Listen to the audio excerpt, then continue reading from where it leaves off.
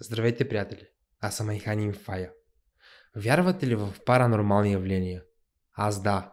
А вие? Какво трябва, за да повярвате на нещо? Факти, нали така? Факти и доказателства. А именно аз в този видеоклип ще ви предоставя доказателства за това, че съществуват паранормални явления. Да, разбира се, ще има хора, които ще си кажат: не, това не е вярно, това е обработка, това не е истина. А ще има и други хора, които ще си кажат: това е вярно, това е истина. Приятели, искам да ви представя този не малко стряскащ клип и съм сигурен, че много ще ви хареса. И преди да започнем видеоклипа, искам да ви помоля: ако се нуждаете от продуцентски услуги, долу в описанието ще има линк към YouTube канала на SiteMind Laboratory, който ще задоволи всичките ви нужди. И сега ви желая приятно гледане. Нека да разгледаме най-страшните сцени, които се появиха както в новинарските емисии, така и заснети от любители. Нека се опитаме да ги разберем заедно. Тази сцена привлече вниманието на феновете на паранормални явления. Случката се случва в Аржентина и се излъчва от популярен аржентински канал. Както се вижда, на видеоклипа виждаме съвместно излъчване на живо. Въпреки че някои потребители казват, че кадрите показват фрагмент от новинарска емисия. Твърди се, че водещите работят от вкъщи поради карантината, но това не е толкова важно. Важна е случката в това видео. Погледнете камерата на мъжа. Двамата водят разговор и обсъждат нещо. А сега обърнете внимание на масата зад мъжа. В един момент лампата, която стои на нея, изведнъж пада и светлината угасва. Или самата лампа се изключва, жената даже не го забелязва. И в един момент мъжа обръща внимание на лампата. Вероятно го привлича звукът на падането или просто е забелязала, че в стаята е станало по-тъмно. Падането изглежда много странно. Добре, да речем, че ако са били навън, можем да обвиним вятъра за това. Но в стая с затворени прозорци, някак си това се доближава към паранормалното. Не ми се вярва по време на интервюто някой да е издърпал кружката със специално невидимо въже. На тези кадри виждаме фрагмент от албански подкаст на радио Илия и сред всички речи двамата говорят най-вероятно за музика, но когато водещият произнася името на починалата певица Ейми Уайнхаус, обикновените разговори се прекратяват внезапно, когато вестникът изведнъж излетява от масата. Той не просто пада като лампата от предишната сцена, той буквално се вдига високо и след това пада. Това е било някаква неизвестна сила. Не е изненадващо, че мъжът и жената са били много учудени и шокирани. Водещият вдигна вестника от пода, мислейки, че по този начин някой се шегува с тях. Той започва да разглежда вестника, но не намира на него никакви тайни въжета или нещо подобно, с което е можело вестника да се изтегли. Очевидно снимачният екип са били в пълен шок, не по-малко от самият водещ. Как може да се обясни тази сцена с вестника? Долу в коментарите споделете вашето мнение. От 2002 година в Великобритания тече предаването Most Haunted.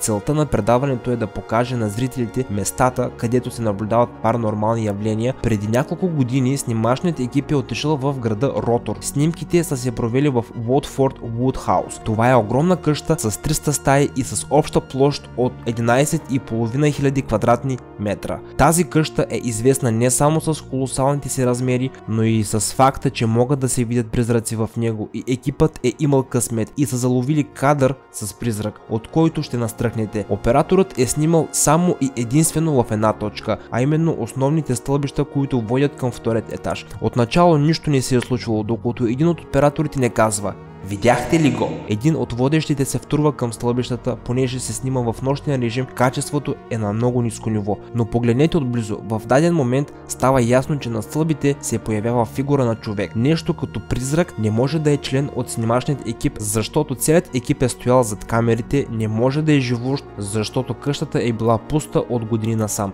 За съжаление не успяха да направят повече кадри с призрака. Било е ясно, че той просто е изчезнал, но те успяха да го заснемат. Този кадър е заснет преди няколко години в столицата на Кения, Нейроби. Тогавашният президент на САЩ Барак Обама е отлетял в Кения за важна среща. Като цяло кадрите изглеждат съвсем обичайни. Голям президентски самолет, тълпа от хора, които го посрещат, голям брой репортери. И тук се започва с паранормалното. Няколко минути след началото на излъчването, някакво прозрачно същество влиза в кадър. Всичко се случва толкова бързо, че много зрители просто не забелязват нищо странно. Тук е трудно да се види нещо необичайно, но ако забавим записа, тогава ще видим прозрачната фигура, която много бързо минава пред обектива. Някои хора споделиха, че това е обикновен човек, но първо е невъзможно човек да се движи с такава скорост. Второ, ясно е, че фигурата е размазана и прозрачна. И трето, едва ли някой би тичал пред камерата, докато тя снима президента на САЩ. Интересно е, че никой от присъстващите не е обърнал внимание на този силует. Може би просто не са го забелязали? А вие какво мислите, приятели? Долу в коментарите споделете вашето мнение. Има още една подобна сцена, която по някакъв начин може да е свързана с случая, който се е случил в Кения с Обама. На тези кадри виждаме репортажа на журналист от канала BBC, който човек стои навън и разказва новините, и в някакъв момент зад него бързо преминава полупрозрачна фигура. Репортажа е бил на живо, а това, което виждаме, е заснета сцена от телевизор, но въпреки това може ясно да се види странната фигура. Предполагам, ще се съгласите с мен, че тя е подобна на тази заснета в Найроби. Съществото е толкова бързо, че когато гледате видеоклипа за първи път с нормална бързина, е доста трудно, даже бих казал невъзможно да се забележи. Ще има хора, които ще кажат, че зад репортера има човек, който бяга бързо, но това е изключително малко вероятно. Даже Юсейн Болт не би могъл да бяга толкова бързо, а освен това, репортажът е заснет от BBC. Това е един от най-авторитарните и известни медии в света. Едва ли снимачният екип би си позволил да направят подобна грешка по време на заснемането. BBC предполага, че видеоклипът най-вероятно не е фалшив, а и защо и е на една от най-авторитарните медии да прави нещо подобно. Понякога е достатъчно да се окажете в точното време, на точното място, и паранормалното явление само по себе си ще се появи.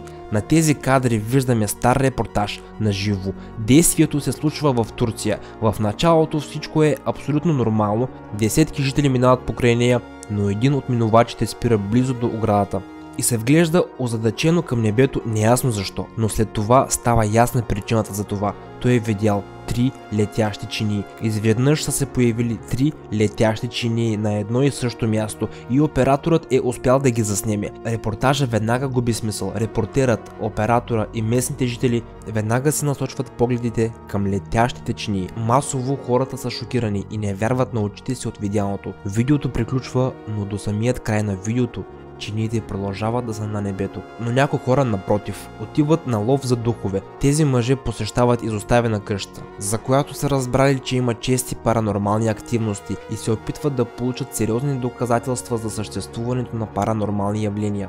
Този човек е само един от тези ловци. Ловците на духове се скитаха из къщата с камери, специални датчици, но за съжаление не успяха да уловят нищо значително. Въпреки всичко, те са имали странно усещане, че нещо не е наред в къщата. Затова те са решили да пренощуват, и това е било правилно решение, защото през нощта пред тях е дошъл призрак. Един от ловците е сложил камера точно пред своето лице и датчик до себе си, след което е заспал. И през нощта датчикът е започнал да издава звуци за движещи се обекти в стаята. Няколко секунди по-късно самата врата зад мъжа започва да се отваря и затваря сама. Само на видеоклипа става ясно какво се е случило през нощта.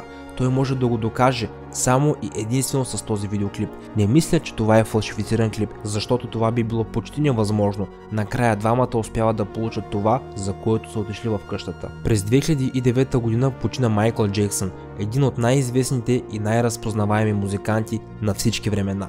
Изобщо не е изненадващо, че новината за смъртта на краля на поп-музиката стана основна тема за разговори в целия свят за няколко месеца. Скърбяха фенове за починалият идол и журналистите започнаха да изучават различни неща, свързани с музиката. Сред тях те започнаха да посещават имението на Майкъл Джексън в Неверленд, където Майкъл е живеел дълго време. Буквално няколко седмици след смъртта на Майкъл Джексън, журналисти от CNN дойдоха в имението на Джексън, за да заснемат интериора. По едно време, когато операторът е снимал коридора, през залата преминава полупрозрачна фигура, която попада в обектива на оператора. Фигурата се вижда ясно и дори не е необходимо да се забавя кадъра. Той не е член на снимачният екип. Очевидно е, че тук имаме дело с нещо паранормално и е напълно възможно това паранормално явление да е призракът на Майкъл Джексън. А вие как мислите, приятели? Долу в коментарите споделете вашето мнение. Какво ви е мнението? Долу в коментарите може да споделите. Също така, не забравяйте да се абонирате за моят YouTube канал, защото съвсем скоро качвам много интересни видеоклипове, които ги няма никъде в България и съм сигурен на 101%, че много ще ви харесат. Ако видеоклипът ви е харесал, не забравяйте да го харесате, коментирате и споделите в социалните мрежи и съвсем скоро очаквайте много нови интересни видеоклипове, които ги няма никъде в България. А до тогава ви желая чао, приятели, и до скоро!